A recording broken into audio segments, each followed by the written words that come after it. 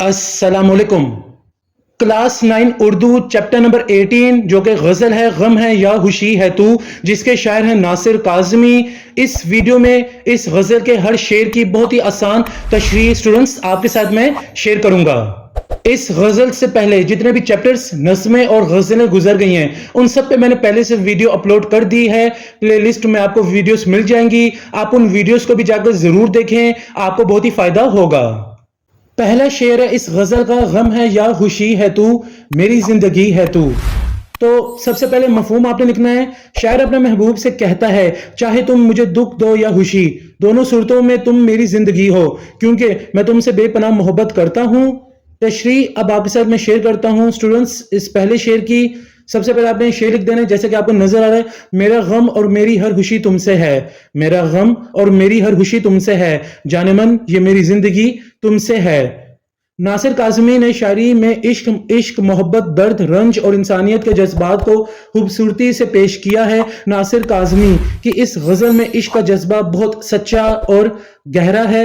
اس خوبصورت شعر میں محبوب کو زندگی قرار دیتے ہوئے شاعر اپنی پرخلوص محبت کا اظہار کر رہا ہے کہ محبوب غم اور خوشی سے بھرپور زندگی کی علامت ہے۔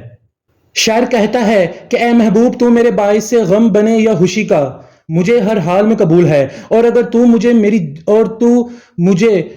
میری جان سے زیادہ عزیز ہے، تو میری زندگی کا لازمی حصہ ہے جس کے بغیر زندہ رہنے کا تصور نہیں کیا جا سکتا۔ میری زندگی کا ہر احساس، ہر کیفیت اور ہر سانس تجھ سے جڑا ہوا ہے۔ اگر تیری طرف سے خوشی ملتی ہے تو وہ بھی عزیز ہے، اور اگر غم یا تکلیف ملتی ہے تو وہ بھی قبول ہے۔ دراصل اس شعر میں شاعر محبت کی انتہا، وابستگی کی گہرائی اور جذبات کی سچائی کو نہایت مؤثر انداز میں بیان کرتا ہے۔ شاعر کے نزدیک محبوب ہی اس کی زندگی کا مقصد، اس کی خوشی اور اس کے غم کا باعث ہے۔ آخر میں آپ نے شعر لکھ دینا ہے، تیری خوشی سے اگر غم میں بھی خوشی نہ ہوئی، تیری خوشی سے اگر غم میں بھی خوشی نہ ہوئی، وہ زندگی تو محبت کی زندگی نہ ہوئی۔ یہاں آ کر پہلے شعر کی تشریح مکمل ہو جاتی ہے۔ دوسرا شعر ہے آفتوں کے دور میں، آفتوں کے دور میں چین کی گھڑی ہے تو یہاں پہلے مشکل الفاظ کے معنی آپ کے ساتھ میں شیئر کرتا ہوں۔ آفتوں یعنی مصیبتیں، چین، سکون، گھڑی، لمحہ۔ اس شعر کا مفہوم یہ ہے، شاعر کہتا ہے کہ مصیبتوں اور مشکلات کے زمانے میں بھی اگر مجھے سکون اور راحت ملتی ہے تو وہ صرف تمہاری وجہ سے ہے۔ تشریح اس شعر کی اب آپ کے ساتھ اسٹوڈنٹس میں شیئر کرتا ہوں۔ اس شعر میں شاعر محبوب کو اپنی زندگی کے سکون اور اطمینان کا ذریعہ قرار دیتا ہے۔ آفتوں کے دور زندگی کے مسائل، دکھوں، پریشانیوں اور آزمائشوں کی طرف اشارہ ہے۔ ایسے حالات میں انسان عموماً بے چین اور مضطرب ہو جاتا ہے، لیکن شاعر کہتا ہے کہ ان تمام مشکلات کے باوجود اگر کوئی لمحہ سکون میسر ہے تو وہ محبوب کی موجودگی کی بدولت ہے۔ شاعر اپنے محبوب کو مسائل، مشکلات اور پریشانیوں کے کٹھن وقت میں اپنے لیے خوشی اور مسرت کا ذریعہ بتا رہا ہے۔ یہاں چین کی گھڑی سکون، اطمینان اور راحت کی علامت ہے۔ شاعر کے نزدیک محبوب نہ صرف خوشیوں کا سبب ہے بلکہ دکھوں اور مصیبتوں میں بھی سہارا ہے اور حوصلے کا باعث ہے۔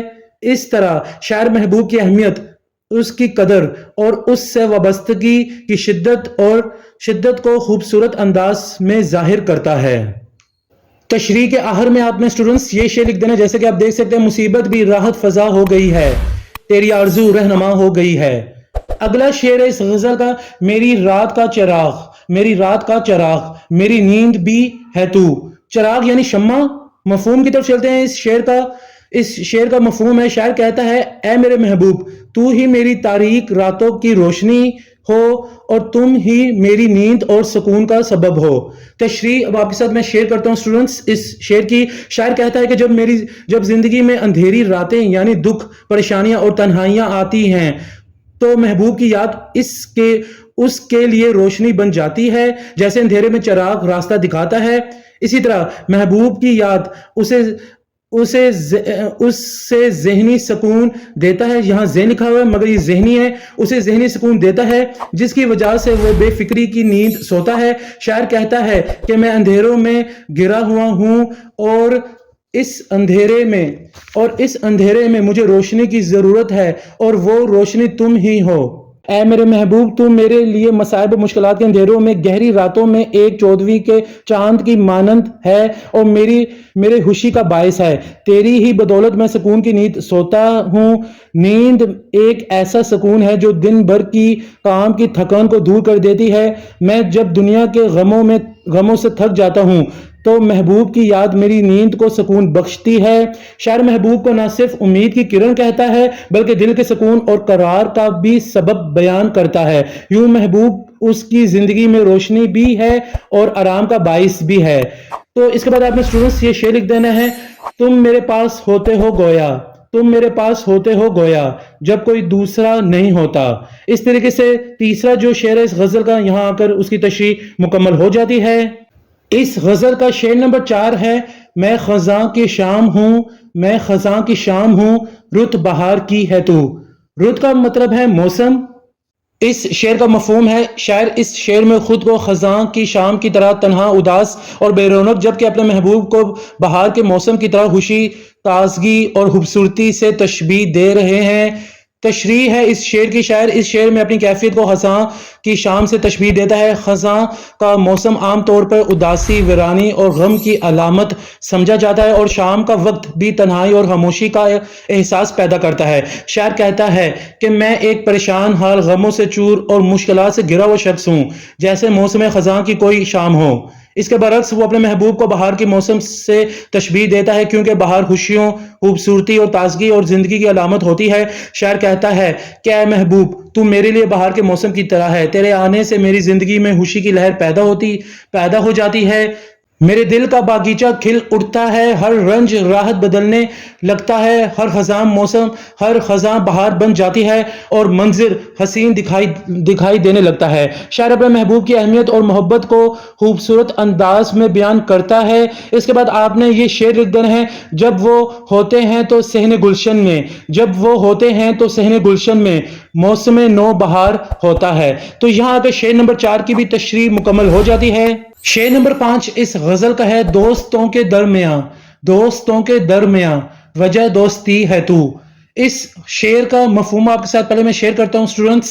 شاعر اپنے محبوب سے کہتا ہے کہ اگر دوستوں کے درمیان دوستی قائم ہے تو اس کی اصل وجہ تم ہی ہو۔ اب تشریح اس شعر کی ہے، شاعر اس شعر میں اپنے محبوب کو دوستوں کے درمیان دوستی کی وجہ بتا رہا ہے۔ وہ کہتے ہیں کہ دوستی کا جذبہ بہت پاک اور شفاف جذبہ ہوتا ہے جو تمہاری وجہ سے قائم و دائم ہے۔ میں معاشرتی الجھنوں کے سبب تنہائی پسند ہو گیا ہوں، میری زندگی دکھوں اور غموں سے بھر گئی تھی اور اس کا سامان کرتے ہوئے میں سب سے الگ ہو کر رہ گیا تھا اور یوں دنیا سے لا تعلق ہو گیا۔ تمہارے آنے سے میری خوشیاں لوٹ آئیں، تم نے میری زندگی کو خوبصورت بنا دیا۔ میں دوستوں کے درمیان اٹھنے بیٹھنے لگا، ان کی محفلوں میں شریک ہونے لگا اور خوش رہنے لگا۔ سب دوستوں کے آپس میں ملنے اور محفل آرائی کرنے کا سبب اے محبوب تم ہی ہو۔ دوستی کا جذبہ انسانوں کو ایک دوسرے کو جاننے سمجھنے کی راہ ہموار کرتا ہے۔ ہم سب کو آپس میں جوڑنے والی اور دوستی کو مضبوط بنانے والی شخصیت تم ہو۔ شاعر اس شعر میں محبت، خلوص اور تعلق کی اہمیت کو خوبصورت انداز میں بیان کرتا ہے۔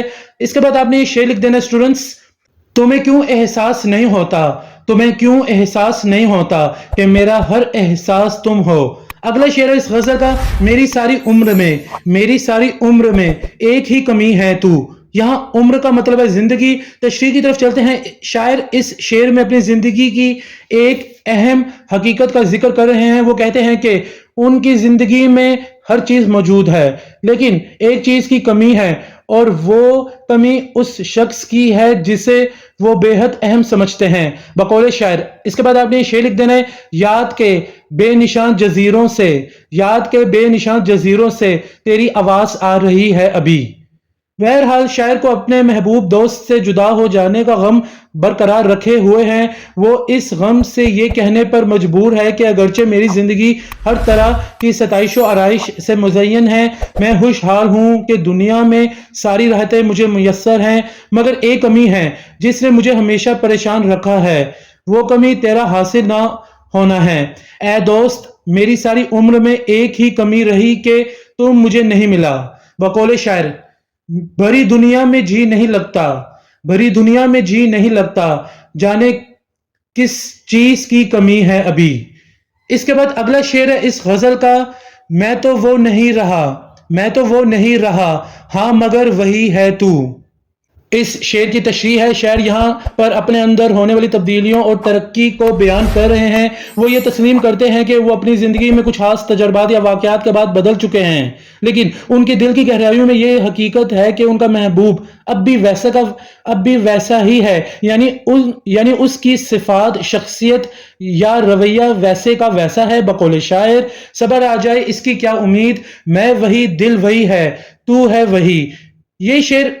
ये शेर एक तरह से गम और मोहब्बत के इम्तिजाज को बयान करता है। शायर अपनी बदलती हुई हालत को तस्लीम करते हैं, मगर वो ये दिखाते हैं कि उनकी मोहब्बत में कोई तब्दीली नहीं आई और वही मोहब्बत अब भी उनके दिल में बरकरार है। इसमें एक किस्म का हौसला